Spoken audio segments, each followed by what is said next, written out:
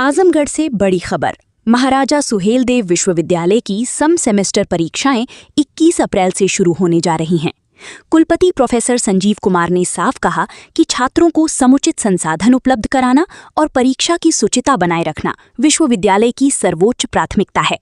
छात्रों से अपील की गई है कि बिना तनाव के शांत और स्वस्थ मन से परीक्षा दें। परीक्षाएं 3 पालियों में आयोजित होंगी और गर्मी को देखते हुए कॉलेजों में ठंडे पानी, बिजली और हेल्प डेस्क की व्यवस्था सुनिश्चित करने के निर्देश दिए गए हैं। अब आपको सीधे सुनाते हैं कुलपति ने इस पर क्या कहा। आज का सबसे पहला बिंदु विश्वविद्यालय की आगामी परीक्षाओं को लेकर के है। विश्वविद्यालय के सम सेमेस्टर की परीक्षाएं 21 अप्रैल से आरंभ होने जा रही हैं, जो कि 31 मई तक चलेगी। इस पूरी परीक्षा कार्यक्रम के दौरान इस बात का बहुत ध्यान रखा गया है कि बहुत सारी प्रतियोगिता परीक्षाएं पढ़ रही थी, तो जो प्रतियोगिता परीक्षाएं पढ़ रही थी उन सभी परीक्षाओं के दिन हम लोगों ने परीक्षा नहीं रखी है, ताकि हमारे किसी भी छात्र को कोई भी कॉम्पिटिटिव एग्जामिनेशन देते समय कोई दिक्कत महसूस ना हो। हमने कुछ शेड्यूल इस तरह से तैयार किया है कि 3 मीटिंग्स में पूरी परीक्षा होगी और पेपर कुल 2 घंटे का रहेगा। क्योंकि सब्जेक्टिव परीक्षा है, इसलिए छात्रों को विशेष ध्यान देना होगा। इस बात का बहुत ध्यान रखा गया है कि परीक्षा समय जो कि भी 3 घंटे का हुआ था वो को 2 घंटे जब किया गया है, तो इस बात का विशेष ध्यान रखा गया है कि बच्चों को उतने ही शब्द लिखने पड़े जितने के अनुपात में 2 घंटे के लिए होने चाहिए।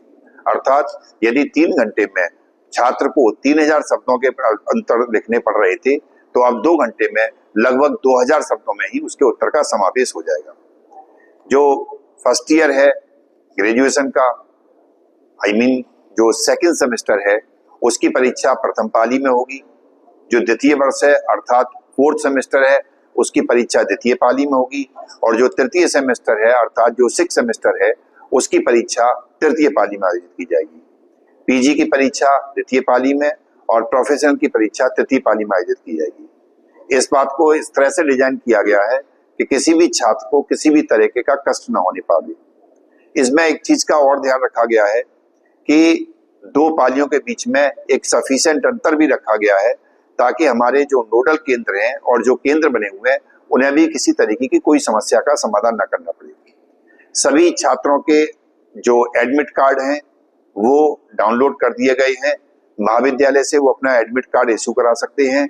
इसके अलावा स्कीम वेबसाइट पर उपलब्ध है, पूरा शेड्यूल वेबसाइट पर उपलब्ध है, हमारे सेंटर्स क्या होंगे इसकी सूची भी उपलब्ध है। ऐसा इसलिए किया गया है, बाई चांस कहीं कोई किसी को कंफ्यूजन हो तो दोनों चीजों से मिलान कर ले। अर्थात जो विश्वविद्यालय की वेबसाइट पर स्कीम उपलब्ध है उससे मिलान कर ले, अपने सेंटर का सेंटर से मिलान कर ले, और इसके अलावा जो उसके एडमिट कार्ड पर है वो भी मिलान कर ले। अगर किसी छात्र को कोई समस्या आती है तो वो अपनी समस्या को हमें सीधे न बता करके अपना जो महाविद्यालय है उस महाविद्यालय को बताए। छात्र को हमारे पास इस धूप में आने की कोई आवश्यकता नहीं है। वो अपनी समस्या अपने महाविद्यालय के प्राचार्य को बताएंगे और उसके बाद प्राचार्य हमसे संपर्क करेंगे, तब उस समस्या का समाधान किया जाएगा।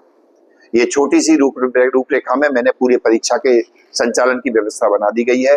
आप लोगों का अगर कोई प्रश्न है तो इससे रिलेटेड आप लोग पूछ सकते हैं। एक चीज मैं छोटी सी कहना चाहूंगा, मान के चलिए आंधी आ जाए या कोई भी चीज घटना घटित हो जाए, उसकी वजह से अगर मान के चलिए बिजली चली जाए और वो जो जेनसेट है वो नाइट आवर्स में चलता है, अगर बिजली चली गई थी तो बिजली विभाग ने लगभग 6 घंटे कटौती की थी उस दिन, जिसकी वजह से आरओ का पानी खत्म हो गया। जब पानी खत्म हुआ तो बच्चों ने बजाय वार्डन को कंप्लेन करने के या हमारे अधिकारी कंप्लेन करने के, वो लोग मेरे आवास पे पानी लेने आ गए। तो मेरे आवास पे भी पानी मिला, जितने को मिल गया उनको मिल गया, बाकी लोग एकेडमिक ब्लॉक लेने पहुंच गए। पानी सबको मिला, वो प्रॉब्लम नहीं थी।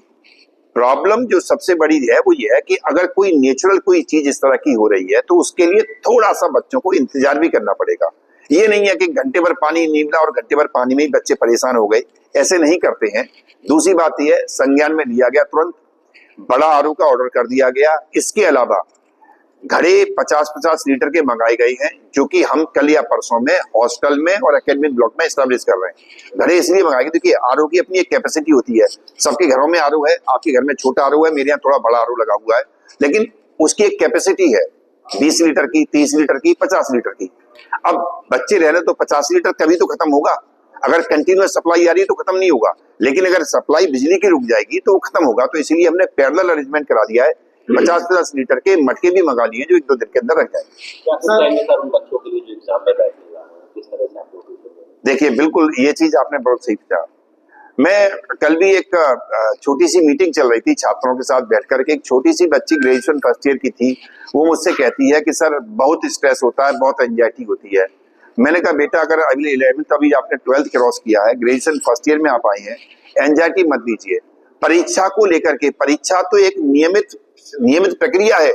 आपने 9th की परीक्षा दी, 10th की परीक्षा दी, 11th की दी, 12th की थी, तो परीक्षा को लेकर के टेंशन क्यों लेना, एंजाइटी क्यों पालना? परीक्षा एक नियमित प्रक्रिया है। आपने पढ़ाई की, आपको परीक्षा देनी है।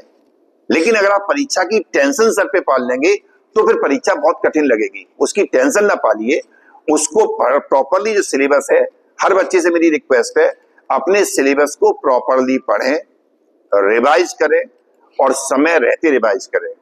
अगर मैं ये सोचूं कि मैं फिलॉसफी का एक पेपर है जो कि पेपर एग्जाम से 2 दिन पहले पढ़ूंगा और पेपर दे आऊंगा, तो अधिकतम आप पास हो सकते हैं, इससे ज्यादा कुछ नहीं कर सकते। इसलिए अभी समय है, नियमित तैयारी करिए। गर्मी का मौसम है और यूनिवर्सिटी दूर भी है, तो छात्रों को कोई दुश्वारी न हो, तकलीफ न हो, तो क्या इंतजाम किए गए? मैंने यही बात आपसे कही। 2 तरह के बच्चे हैं, एक बच्चे जो विश्वविद्यालय परिसर के हैं और एक महाविद्यालय परिसर के हैं। महाविद्यालय परिसर के बच्चों के लिए मैंने पिछली बार भी स्टेटमेंट दिया था, मैं फिर रिपीट करता हूं। मैंने हर महाविद्यालय में एक हेल्प डेस्क बनाने का ऑर्डर दे दिया, जो लोगों ने बना भी दी है। कोई भी छात्र को विश्वविद्यालय आने की आवश्यकता नहीं है। वो अपनी एप्लीकेशन फॉर्म तैयार करेगा, महाविद्यालय की हेल्प डेस्क पर जाकर के देगा, प्रिंसिपल या जो को भी ऑथराइज किया गया होगा और उनकी जिम्मेदारी लगाई गई है, वो सारी एप्लीकेशंस को इकट्ठा करके हम देंगे और ये हमारी जिम्मेदारी है कि हम उनको सॉल्व करेंगे। एक छोटा एग्जाम्पल मैं आपको कल का ही देता हूँ, परसों का एग्जाम्पल है। एक महाविद्यालय की प्राचार्य महोदया ने अपने यहाँ हेल्प डेस्क पे सेंटर लगाया, उस पर जितनी भी एप्लीकेशन बच्चों की आई सबको कलेक्ट किया और स्वयं लेकर के मेरे पास आई। मैंने ऑर्डर किया और इन्होंने आज उसका निष्पादन भी तैयार कर दिया। ये हमने तैयारी इसलिए किया, हम नहीं चाहते